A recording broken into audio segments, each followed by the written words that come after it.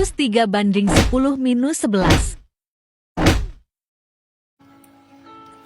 Halo, shalom. Salam sejahtera buat kita semua. Assalamualaikum warahmatullahi wabarakatuh. Salam santun, salam takjim, salam kenal, salam hormat buat kita semua.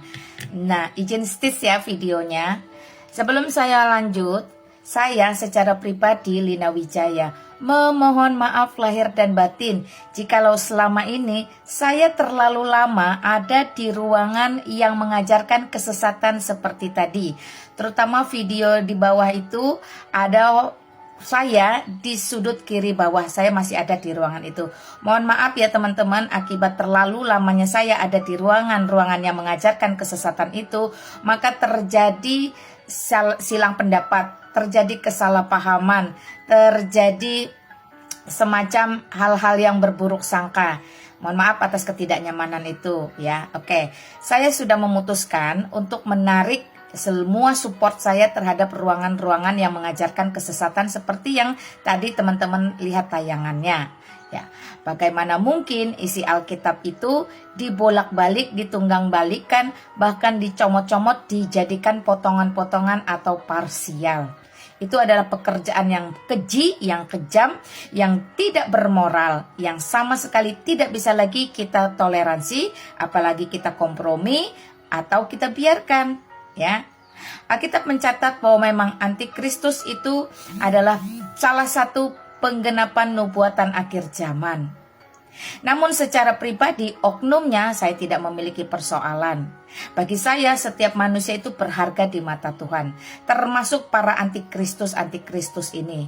Bagaimana kita melihat sejarah mencatat, seorang Paulus yang besar itu pun dulu pernah menjadi antikristus. Dia bukan hanya menolak pengajaran, tetapi dia memburu orang-orang yang percaya untuk dibinasakan di zaman itu. Namun ketika tangan Yesus Kristus itu sendiri yang berkuasa, yang menegur, maka tidak ada satupun antikristus yang tidak bisa dipulihkan. Karena itu saya menghimbau para teman-teman yang terus-menerus mengajarkan kesesatan, pengajaran-pengajaran yang sudah dianatema oleh gereja, sudah dikutuk, terutama dalam hal ini adalah bidat wanes, untuk bertobatlah. Mengapa harus binasa? Ya, perhatikan apa yang kamu ajarkan. Tidak pernah Alkitab mencatat bahwa Bapa itu yang turun ke dalam dunia untuk menjadi manusia kemudian mati ditikam di atas kayu salib. Ini bukan hanya penghujatan, ini penghinaan, tapi ini juga adalah penyesatan yang terang-terangan dilakukan di depan publik. Alkitab mencatat bahwa Bapa sebagai sumber segala kuasa adalah terang yang tidak bisa terhampiri sejak kekekalan sampai kekekalan. Artinya firman bersifat ya dan amin, tidak pernah bisa dirubah. Tidak ada istilah expire pada satu ayat. Jadi ketika Allah Bapa sebagai sumber kuasa merupakan terang yang tidak terhampiri, sampai kapanpun dia tidak mungkin nuzul ke dunia menjadi manusia untuk mati ditikam di atas kayu salib. Tetapi seorang Yesus Kristus itu adalah firman Allah yang nuzul ke dunia, yang jelma ke dunia, yang inkarnasi ke dunia menjadi manusia. Dia bukan pribadi Bapa itu sendiri, melainkan firman-Nya yang satu hakikat dengan dirinya, yaitu Allah.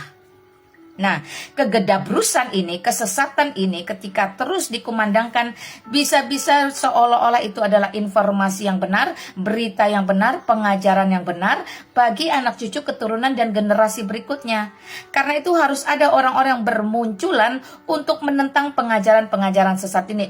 Sekalipun kita sudah tahu bahwa ini memang sudah dianatema atau dikutuk gereja ratusan tahun yang lalu.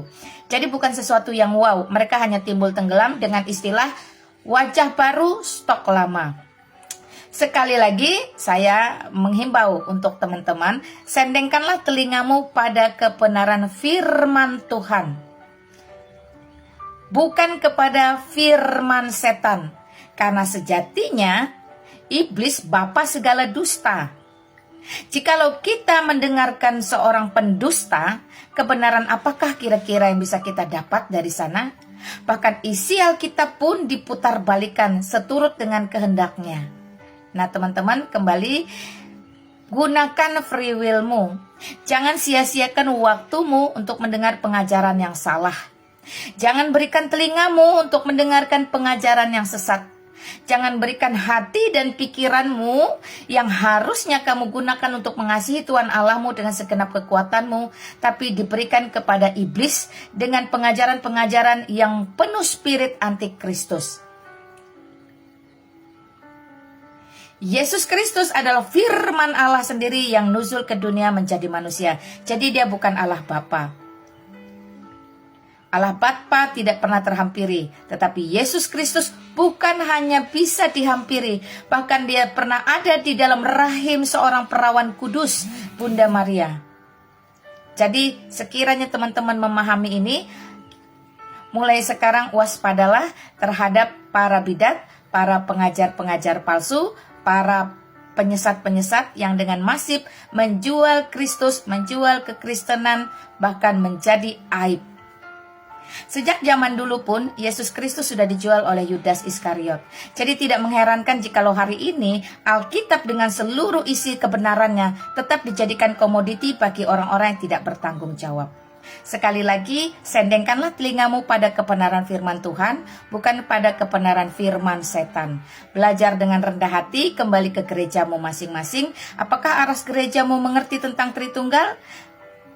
Gereja yang tidak mengakui Tritunggal, baik gedung gereja berisi jemaat maupun gereja pribadi kita masing-masing yang tidak mengakui Tritunggal, yang jelas itu adalah pengajaran yang paling benar, paling murni, paling kudus sejak semula sampai selama-lamanya, dari Kejadian sampai Wahyu, maka itu adalah orang-orang yang sesat. Itu adalah gereja-gereja yang sesat.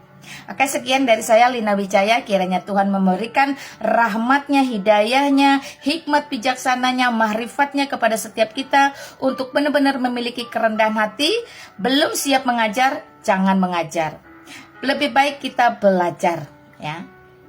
Kiranya Tuhan Yesus Kristus memberkati juga mengampuni setiap mereka yang dengan sengaja melakukan pengajaran-pengajaran yang salah. Amin. Shalom, salam sejahtera. Wassalamualaikum warahmatullahi wabarakatuh.